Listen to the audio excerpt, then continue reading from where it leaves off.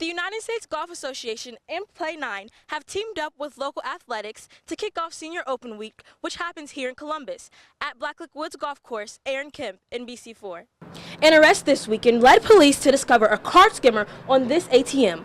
Thankfully, they got to the card numbers before any of them were compromised. While some say it's not needed, Westerville students work to get the bar named the State Structure of Ohio. In Westerville, Aaron Kemp, NBC4. Union Cafe is one of many places around the country showing support for the victims of the Orlando shooting. They've tied colorful flowers along the railing here in support of those lost. Almost 2 years ago, an act of domestic violence left Judy Malinowski, a mother of two, as a victim of this tragic crime.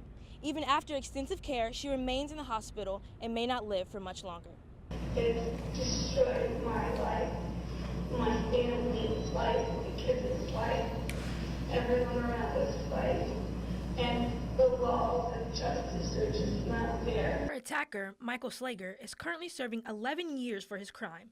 If Judy's law is enacted, the sentence for a crime like this would increase by 6 years. Representative Jim Hughes is sponsoring the bill because of the longevity of the harm the crime can cause. We're serious about this in the state of Ohio, and in my words, that person should stay for the whole 14 years because this woman has a life sentence, meaning Judy, and she's suffering every day.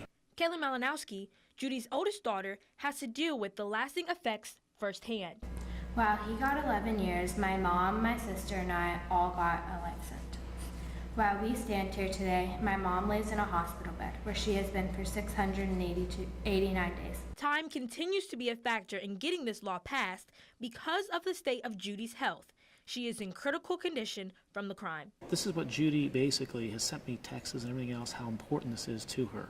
And this is what we want to make sure she's sending this legacy to other victims saying, hey, I stood up, you can do the same. Representative Hughes hopes the bill will be passed in the Senate next week because of Judy's declining health. At the State House, Aaron Kemp, NBC4. On Sunday afternoon, a 29-year-old man fell into Alum Creek Lake while out on a boat with his family.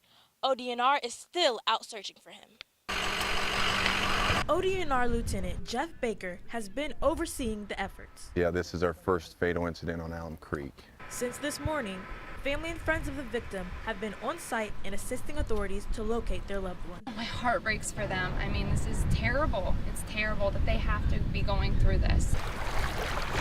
Holly Rockmore was here yesterday and witnessed the aftermath of the man falling in. All of a sudden, the paramedics showed up and the scuba dive team, and they were just right over there, jumped in as soon as possible. This situation is a reminder for anyone going on the water to follow safety guidelines. The key message that we always want to enforce is to always have your proper safety equipment, have a life jacket available. Baker says the requirements for a life jacket are that they are U.S. Coast Guard approved, of proper size and fit, readily accessible, and in good serviceable condition.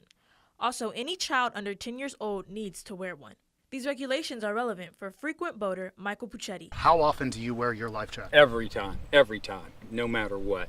There are still no specifics on how the man fell in or what caused it to happen, but ODNR says it is still under investigation. On Alum Creek Lake, local for you, Aaron Kemp, NBC4. For 110 years, this was the Delaware County Jail. Now commissioners hope it can be repurposed for new use. The historic building went up for auction, but the county rejected all bids so they could add rules to make sure the new owner will protect the jail. Delaware County Commissioner Gary Merrill is working on those provisions. And that's really the goal, to make sure it's taken care of long term, and that's where we're headed. The jail was built in 1878, and keeping it safe is important to many people. Roger Koch, the Buildings and Grounds Officer for the Delaware County Historical Society, knows how this building is unique to its era. The architectural significance of this building is that it is a combination sheriff's residence and jail.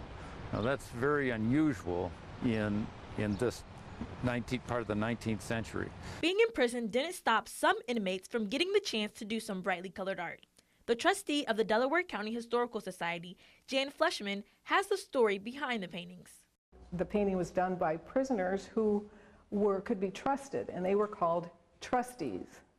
And they would do a variety of jobs in the jail, with the phrases such as truth and justice, giving them a positive outlook on life. Quirks such as these are important to some people and leave a lasting impact in the community. These buildings are the physical reminders of who we were and how we got here. There's no timeline yet, but the county is revamping new requests for bids. In Delaware, local for you, Aaron Kemp, NBC4.